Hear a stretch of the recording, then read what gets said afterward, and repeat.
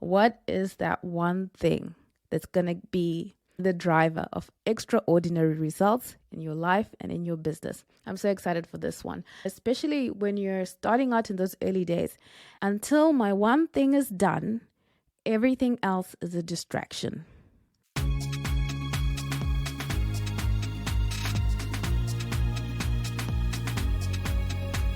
It's time to reinvent.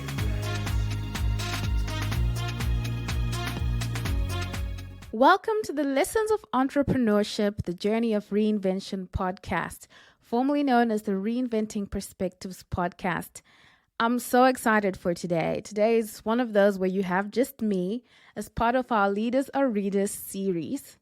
If you didn't know, we cover the best-selling business, entrepreneurship, mindset books that other people out there are saying, if you are an entrepreneur, are peer recommended. I'm so happy you're here. Let's dive in. Today's book comes highly recommended. I know you have heard of this book if you haven't read it already. The One Thing, the surprisingly simple truth behind extraordinary results. Achieve your goals with one of the world's best-selling success books by Gary Keller. The One Thing. What is that one thing that's going to be the driver of extraordinary results in your life and in your business? I'm so excited for this one. So when I started reading this book, I'd heard of the concept of what is your one thing, but I really couldn't narrow down what is the one thing, because I feel as entrepreneurs, let me know how you feel. Send me a message or put a comment on our YouTube channel. Let me know how you feel. It seems like there's so many things to do. Understanding what is your one thing, it all really seems like it has to be done for everything to come together. I really struggled with pinning down what is the one thing that will drive extraordinary results until I read this book. All right. The question the author, Gary Keller, says, keep asking yourself is, what's the one thing you can do today, this week, this month, this year, whatever the time period? What is the one thing that you can do that's such that by doing it, everything else would be easier or unnecessary? Think about that. The one thing you can do that's such that by doing it, everything else would be easier or unnecessary. Sounds like a business strategy book to me. Everywhere you look, it's like, go big or go home. Do the most. Hustle or grind. What can you get accomplished? How big is your to-do list? How many things are you doing? How many platforms are you on? How many clients are you talking to? It almost seems like the culture of entrepreneurship and business is more. And this author is saying, no. To get extraordinary results, because you can be busy doing a lot of things, but not getting extraordinary results. Hello, I've been there. He says to get extraordinary results, you need to go small. And to him, the definition of going small is ignoring all the things that you could do and only doing what you should do, right? Going small is avoiding distractions. It's a good thing in this sense. He's saying going small is making sure that you're not expending your energy in all these places, moving really slowly because you're spread so thin. We know that burnout, you're spreading yourself so thin to get so many things done. And on the other end of like how productive are you, not looking at how much energy you're expending, there's a mismatch sometimes. Anyway, if that's you, like that's been me, I think you'll really get a lot from reading this book. It really opened up my mind to the idea that how can I go small? How can I focus on the things that I should do and ignore everything else that I could be doing? There's so many opportunities. Everything looks like it's a great idea. Every time you go online, there's something new that you could do that would help your business, or somewhere new that you should be where other people are getting business. You literally can be living in shiny object syndrome. And I've been there, especially when you're starting out in those early days. I think really what it is you're not sure of yourself. Even though you know what you should do, when you see something else, you question if that's not the better way of doing it. And then you get caught up in all these tiny objects. This book, he says, zero in, focus in, and try to go as small as possible. Bring all that big energy that's going into so many places and focus it on one small thing to get extraordinary results. The author says, think about it as a domino effect.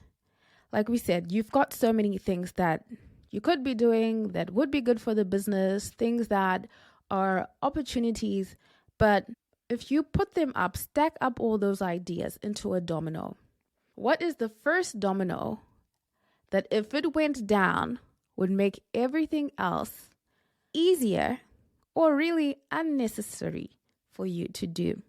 It's an interesting concept, but it's something that we almost naturally know. You can't be good at everything. You have to become good at one thing and then build on that to leverage that to be good at the next thing. The idea that success is compounding. And if you think about compound interest and how money works, it's a little bit at a time. But that little bit at a time, working really hard over time, becomes something really big and valuable. How do you identify your one thing? Because after I read all of this, and it really made a lot of sense to me, still I'm reading the book and I'm still thinking, but still I don't know my one thing.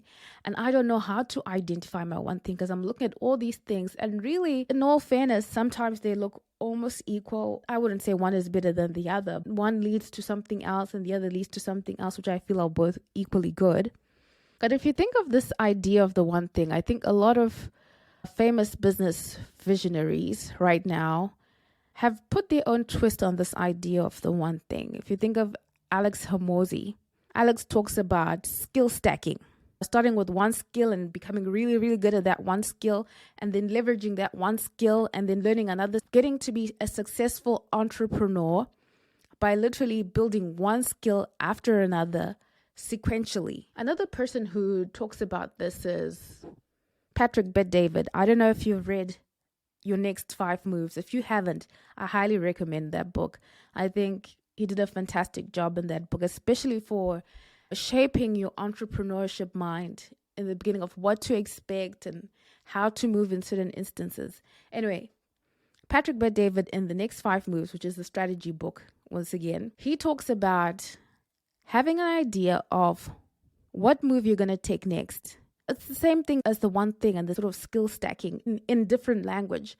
What's going to be your next move? And he says most people think 2 moves out. If I get this done and this becomes successful, then the next thing I'm going to do is I'm going to do this. But he says you need to think at least 5 moves out. Either way, the idea is that at any one point in time, there's only one thing that you're driving in order to get extraordinary results. The interesting addition that Patrick Bet-David adds is that he says that if you think about your next 5 moves as 5 arches, before you come to the top of the first arch, and that arch is about to come to an end, the beginning of another arch is also taking place. As you're getting success and you've reached the pinnacle of one thing, you begin to introduce the next thing. So it's not like you're only doing one thing and then it comes to a standstill, and then what's the next thing? It's moving yourself into a cycle, a sequential cycle. All the same, different words, but it gives you a mental picture and a mental framework of how to think about things that you're doing in your business. Anyway, I ramble, but if I ramble, let me know. Follow us on Instagram, or you can follow us on YouTube where you can leave a comment. Some of the key nuggets from this book. Gary Keller says, don't have a to-do list. Because we all sit down every day and we have a to-do list. And if you're trying to be efficient and effective, you're planning your next day the night before and you know what needs to be done and you're not wasting any time. But he says, rather than just having a list of things to do you have a success list? And he defines this as a list that is purposefully created around extraordinary results. What do you need to do to get to extraordinary results? Do you have that list, and are you working that list every single day? The central message, the central concept of this book, what is that one thing that you can do today, if it's a to-do list, tomorrow or next week if you're planning your week, the one thing that you need to do such that by doing it, everything else would become easier or unnecessary. That's the qualifier of what should be on your success list. And how do you know if you're writing your success list or you're just writing another to-do list? He says your to-do list is full of things. It's never ending. But your success list, should only have a few things. That same idea from Alex Hamosi, if the thing is skill stacking, or Patrick Bet-David says, if it's about knowing what your next 5 moves are, your success list is very small. There's so much supporting evidence scientifically. Pareto's principle. 80% of your results will come from 20% of what you do. So identifying what is that 20% that makes the 80%. But still, you can still be wondering, okay, still, what is that 20%? Right? And he says, be extreme, be radical in questioning what is the outcome of doing this thing. Item by item of the things that you're doing, of the things that you think are part of your success list. What is the outcome that you're expecting for that thing? Be ruthless in what you allow to remain on your success list. This one is for the multitaskers, for those of us who love to multitask. It says, multitaskers are just people who are lousy at everything. And I don't think he's wrong. I mean, when have you ever done something superb, something outstanding, something extraordinary? Not just getting it done, something extraordinary while you were multitasking. I don't know. I haven't. Maybe you have, but I haven't. He says that there's all this idea of discipline, getting you to where you need to go. To become successful, you actually need less discipline than what you think, which for me, I just finished reading Ryan Holiday's Discipline is Key. Love the book. If you haven't read it, you should. And it challenged that the ideas of motivation and discipline, it only goes so far. And what you want is to make it easy for you to succeed. Even though, yes, you do have the discipline and you do have the drive, make it easy for yourself to succeed. That combination of discipline, motivation, hard work, combined with singularity of focus, and that pathway that's been cleared of distractions and shiny objects to get you to extraordinary results is what we're looking for. Now, this idea really struck a chord. He said, time waits for no one. I don't know about you, but it feels like 1 minute we were in January and now we're in May. I don't know when you're listening to this, but still time is just not waiting for anybody. And he says, now imagine how much longer it will take you to get to where you're going if you're trying to do a whole bunch of go big or go home things. Whereas you could compress time by going small and reach that extraordinary result faster. Prioritize. Be a person of habit. Create the habit of working on your success list. And I think for new entrepreneurs, sometimes we know what we need to do to get to where we're trying to go. You're building a business, all those things you really don't want to do that you know that if you did do them would lead to your business becoming successful, and you're just trying to circumvent the process somehow. Whereas if you face those things that you don't know, got that knowledge that you need, started doing that hard thing that's going to get you the results that you need, so that everything else, all the little things that we tinker about with and all the little things that take up all our time and drive us crazy become irrelevant, we would win the game. We had a guest who spoke to us about winning the moments. And I think that idea about winning the moments really lines up well with this one thing. You have that one thing that will get you to success. Do not avoid it. Do the hard thing that will knock that first domino out in your business, in whatever area of your life. Because he said this is not just for business, in the different areas of life, in your relationship. The tough things that you need to face head on to have a great relationship, or in your family, the tough things you need to confront so that you can have a great relationship, so that all those little squabbles become unnecessary. Bring it to every aspect of your life. Knock that hard thing out. Put all your energy into it. Do not avoid it. Understand what's going to make you successful. And it's interesting because now that I think about the various aspects of life, everybody knows what it takes to have a successful business. We know what we need to do to have successful relationships. We know what we need to do to have successful finances, and we avoid. We try to do all the little bits and pieces that seem like they're easy and go overdrive in those things, when what we should do is address the one main thing.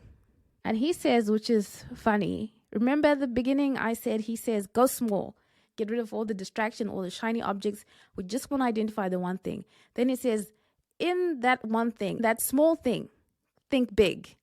He says, don't think about, oh, how can I improve a little bit, or how can I go from 10% to 12%? He says, no, think big. Think so big that you don't know how to get there in that one thing. In doing that, you guarantee that you'll meet your goal.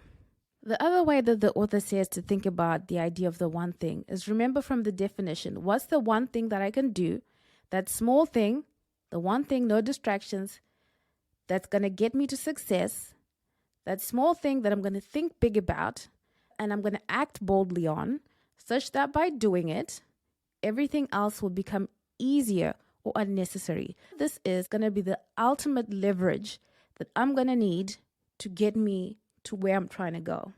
He says, I actually think I'm going to do this, write this down somewhere, that on my computer, probably above my computer. Until my one thing is done, everything else is a distraction. And really focus on building that habit of doing that one thing. James Clear in Atomic Habits talks about this. The author references F.M. Alexander. People do not decide their futures. They decide their habits, and their habits decide their futures. If we get into the habit of being all over the place or trying to do multiple things all the time, we create little spots of success in different things. And there's no domino, there's no leverage for us to get those extraordinary results. There's enough light here and light there and light there that we're pretty good at that. But what we want is to be extraordinary at something, especially as entrepreneurs and small business owners. We spend so much time, energy, emotion, psychologically trying to accomplish these goals and trying to build businesses that serve people. And the last thing we want is to be overstretched, burnt out, and unsuccessful in the process. Anything that we can do to maximize our ability to succeed, even if that means for now shelving a lot of the things that we could do and just focusing on what we should do. Even if you think about it, it's creating a name for yourself in a certain space, in a tiny, tiny niche, creating a name for yourself in that niche. I can't remember her name now. I don't know if you've heard the quote, the niche will lead to the blow up. The niche will lead you to blowing up. That's what we're looking for as entrepreneurs and small business owners. We need some leverage to help us to get to the next place with ease and to make certain things unnecessary. Too much hustle, too much struggle, to make certain things unnecessary by first proving ourselves somewhere that we can get extraordinary results. And then some practical examples of how we can do this. Gary Keller says, ask great questions. If you ask great questions, you will stumble onto great answers. Ask a big and specific question. So, for example, what can I do to double my sales in 6 months or in 90 days? Very specific and going big. And to find that answer, you'll have to do a lot of thinking, a lot of researching, a lot of speaking to people to help you narrow down on what it is that you can do to put on your success list to get you to that success. I almost wish that this was the previous book on our Lead as a Reader series, because in the previous episode, we talked about the 12-week year, the general concept of the book. Rather than to think of your year in 12 months, compressing it into 12 weeks and really driving for results in those 12 weeks. Now, if we think about having that one thing well defined and then driving for the results in 12 weeks, oh, how powerful is that? I hope that you got something out of listening to this episode. As always, please visit our website, www.reinventingperspectives.com, and grab some of the freebies that we have on the previous books we've read. If you'd like, you can sign up for our free newsletter and you'll get, I think, our past 4 at least Leaders or Readers series write-ups to help you along. You know, developing as an entrepreneur is work. And I think that's part of the reason why I renamed the podcast Lessons of Entrepreneurship, because it's daily learning. If you're not daily learning and you're not becoming who you could be as a business person, as an entrepreneur. And it's that journey of trying to reinvent yourself, understanding that there are people who have walked these paths and who have ideas and ways of thinking that you can draw from and put your own tweak on it as you go through entrepreneurship and life, and really reinvent yourself as the business person that you see yourself as, or as the person you plan to be, so you can be driven by purpose to make the impacts that you hope to have. And part of that is going to require learning things that you didn't know. A lot of times you don't know what you don't know. Having frameworks for thinking things through that you didn't have, so that at some point all these ideas become second nature and you can see a problem and think it through, because you have exposed yourself to various ways of thinking about things and various ways of accomplishing things. Our audience, listeners of this podcast, I do wish you great success in your journey as entrepreneurs, as faith-driven entrepreneurs, as Christian entrepreneurs, so that you can go out there and make the impact that you desire to have. Once again, thank you for listening in. Thank you for the support. Please keep listening in. Please keep sharing the podcast with people that you think would benefit from us. And do communicate. We do have a YouTube channel, Lessons of Entrepreneurship, The Journey of Reinvention, where you can comment and I can read those comments. Give us feedback. Give it to us how it is so that we can improve and be able to deliver something that's worth high value to you. Thank you. If you love what we're serving here at the Lessons of Entrepreneurship, The Journey of Reinvention podcast, please share this episode and have some conversations around these principles and ideas. There's nothing better than talking business with a fellow business bestie. Bring some inspiration to your entrepreneurship journeys. And as always, thank you so much for listening in and see you soon.